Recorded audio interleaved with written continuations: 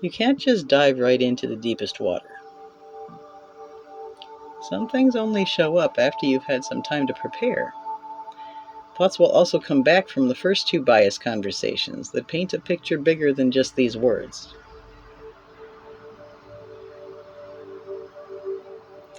The third big bias. Most of us have an instinct to avoid questions. Not that we realize it, of course. Most of us just think we're sensitive about certain topics, nothing more. But unless you're one of the kids who always got into trouble for asking questions, and you never let that die, you've learned to avoid them whether you realize it or not.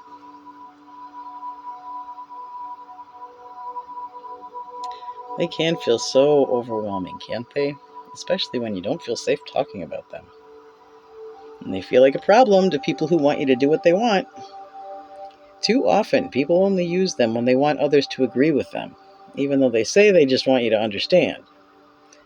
I want you to listen is usually the manipulator's code for I need you to do something. The people who actually just want an ear don't normally even say they need it. They just let things out when you open the door. But as leery of questions as we understandably are, they're not actually dangerous. They're what free us from danger by showing us what's hiding. As a science teacher, I argue that the most important word in our language is one of the smallest. It's the word if. It lies underneath every fact. Questions are so powerful that fear instinctively knows it needs to shout to drown them out, because fear keeps you safe by preventing change. If our behavior is so easy to understand, why do people respond so differently to the same things? If innocence is natural, how could anyone do terrible things? How can a world of complex people hiding their feelings be simple? And why is almost everyone having so much trouble? I mean, it seems like even healthy people need therapy, maybe even more than the sick people, right? And the experts clearly do not agree with each other. These aren't just minor differences of opinion either. So how is an ordinary person supposed to sort that mess out for themselves? Half of the experts insist that responsible people, of course, are the ones willing to force what's needed even if it isn't popular, right? In the 1950s, the big DSM of mental illnesses still insisted that anyone who thought people could actually cooperate without being forced to obey rules, was delusional. Most parents actually agreed.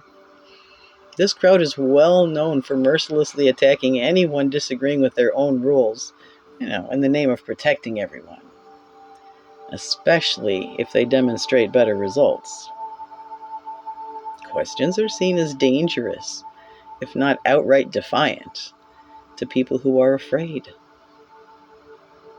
What does that tell us about how unhappy our moms and babies were? If you think this is just exaggerated, kids just don't know how much worse things could be yet. That might be true, but think again. First of all, kids see more than grown-ups, not less. Adults have learned filters that they don't have yet.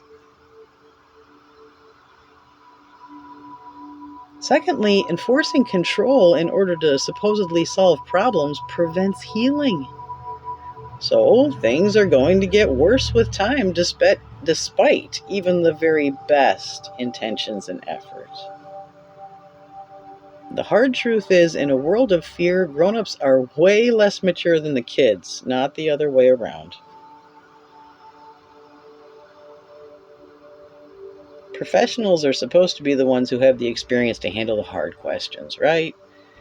But they're often the ones who gave up asking because they need a paycheck, and anything else is usually ruthlessly eliminated. Especially if you're a teacher, one of the guardians of all of our questions. Those intentionally mild-looking posters are enforced by brutally relentless laws that are anything but kind and fair.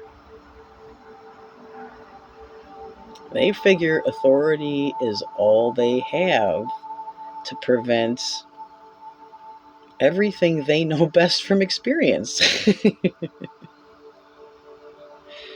For example, even though we publicly recognize that, healthy psychology is wildly successful, even in the hardest situations. I mean, who wants a bully instead of a buddy, right? Guidance works, control doesn't. Still, teachers who are unwilling to use force as needed, they're supposed to make sure that they have that pretty poster up on the wall.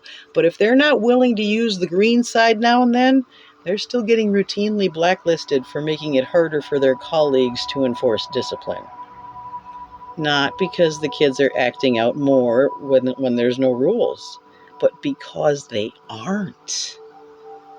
When you meet needs better, kids stop tolerating less. Even the best bribes and punishments, well, they're just not as effective, are they? Which only goes to show that while fear is always understandable, it obviously creates the very problems it claims to protect us from. We literally become our own enemy.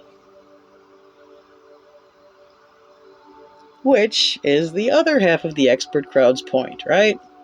They insist that this need for authority is just blatant narcissism. It's the true cause of escalating behavior problems, and it's the very best way to prevent mental health. The opposite of love is not hate, it's fear. This crowd insists that healthy relationships don't even require agreement, much less enforcement. Healthy boundaries don't need cooperation, that's why they work.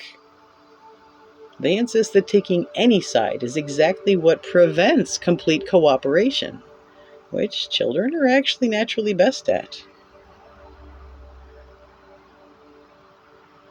The truth is, we weren't allowed to be honest about our feelings for so long, to survive and to protect those we love from our bad feelings, that we stopped believing they were even ours. We started believing they were something others were doing to us. It's pretty hard to figure out what the root of the problem is when you're running in panic, isn't it? And by the time a feeling gets strong, it feels like anyone with different feelings is attacking us. Which makes it pretty hard to find good fix-it advice, doesn't it? The only people we talk to have the same problems we do. When we're secretive and defensive, nothing is simple. But that's just because we're wearing a blindfold we didn't even know was there.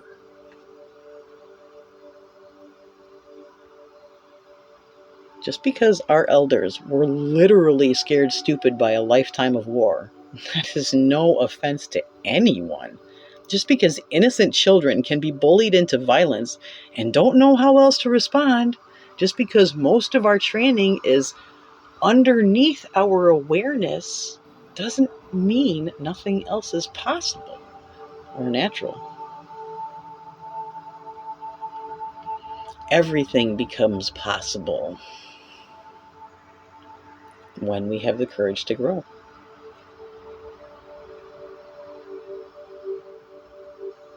It's just impossible to discover anything different from what you already know without asking questions. No one wants to have to figure out everything all by themselves. But if you don't take the time to come to your own conclusions first, you'll never even know what they are. You'll just think that your training is your ideas, just because it happened to be your first process. And you'll never be able to do anything more than live somebody else's dream.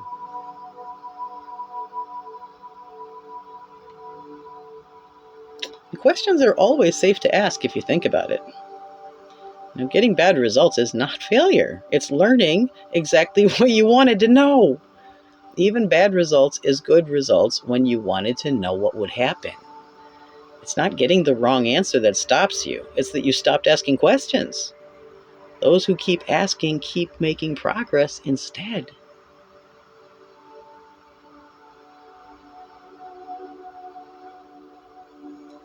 Making mistakes is literally the only way we can learn. Anything else is just finding what you look for.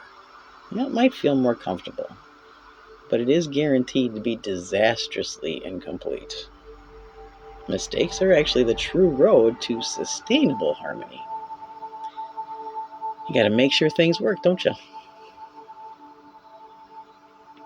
So, make friends with questions again. Real friends have your back, even when it's hard. Fake support is worse than real hate. It is hard for one person in billions to feel safe, much less important to everyone.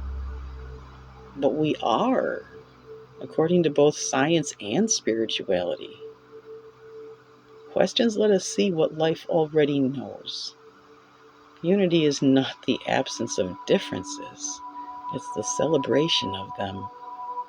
It's the key to our greatness.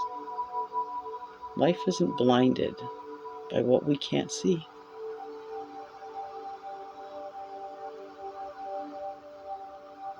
Namaste, my angel. I honor the whole you.